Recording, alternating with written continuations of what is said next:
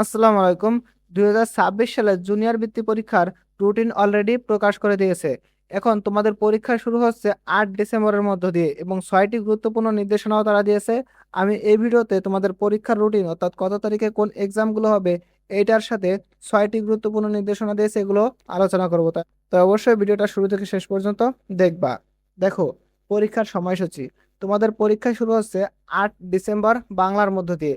8 December Bangla, 10 December ইংরেজি, 13 December গণিত এবং 15 ডিসেম্বর বিজ্ঞান প্লাস বাংলাদেশ ও বিশ্ব পরিচয়, অর্থাৎ দুইটা পরীক্ষা আছে। আশা করি বুঝাইতে পারছি যে 8 ডিসেম্বর বাংলা, 10 ডিসেম্বর ইংরেজি, 13 ডিসেম্বর গণিত এবং 15 ডিসেম্বর বিজ্ঞান ও বাংলাদেশ ও বিশ্ব পরিচয়। এরপরে যদি আসি, পরীক্ষা শুরু হবে সকাল 10টায়।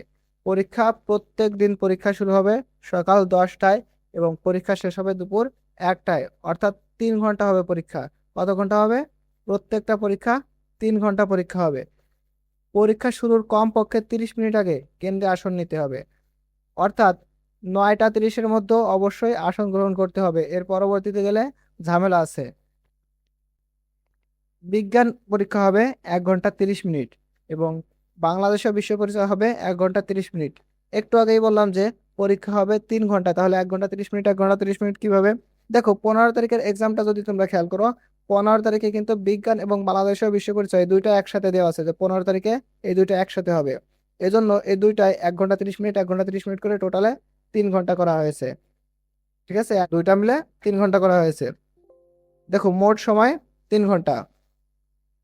এরপরে যদি দেখি, পরীক্ষা শুরুর কমপক্ষে 30 মিনিট আগে আসন গ্রহণ করতে হবে, এটা তো আগের স্লাইডেই বলে দিয়েছি। প্রবেশপত্র পরীক্ষা শুরুর কমপক্ষে 7 দিন আগে প্রতিষ্ঠান প্রধানের কাছ থেকে সংগ্রহ করতে হবে, অর্থাৎ যার যার নিজ প্রতিষ্ঠান প্রধান থেকে অবশ্যই পরীক্ষা শুরুর 7 দিন আগে প্রবেশপত্রটা সংগ্রহ করতে হবে। ওএমআর ফর্মে রোল নম্বর, রেজিস্ট্রেশন নম্বর ও বিষয় কোড সঠিকভাবে পূরণ করতে হবে এবং কোনো অবস্থাতেই উত্তরপত্র ভাঁজ করা যাবে না। ভাঁজ করলেই কিন্তু সেই উত্তরপত্রটা বাতিল হয়ে যাবে, তাই কোনো অবস্থাতেই উত্তরপত্রটা ভাঁজ করা যাবে না। বোর্ড অনুমোদিত সাধারণ সায়েন্টিফিক ক্যালকুলেটর ব্যবহার করা যাবে, অর্থাৎ যেগুলো ক্যালকুলেটরে ম্যাথ সেভ করে রাখা যায় না, সাধারণ নন সায়েন্টিফিক ক্যালকুলেটর আছে যেগুলা 100 টাকা 150 টাকায় পাওয়া যায়, সেগুলো ব্যবহার করা যাবে। কেন্দ্রীয় সচিব ছাড়া অন্য কেউ পরীক্ষা কেন্দ্রে মোবাইল ফোন বা ইলেকট্রনিক ডিভাইস আনতে পারবে না, অর্থাৎ যারা পরীক্ষা দিতে যাবে তারা কেউ এবং কোনো টিচার, কেন্দ্র সচিব বাদে একমাত্র কেউই কোনো ফোন বা ইলেকট্রনিক ডিভাইস নিতে পারবে না।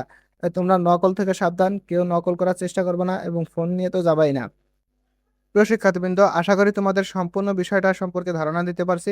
এরপরেও যদি বুঝতে কোথাও অসুবিধা হয় অবশ্যই কমেন্ট করবা, অবশ্যই তোমাদের কমেন্টের উত্তর দিয়ে দেবো।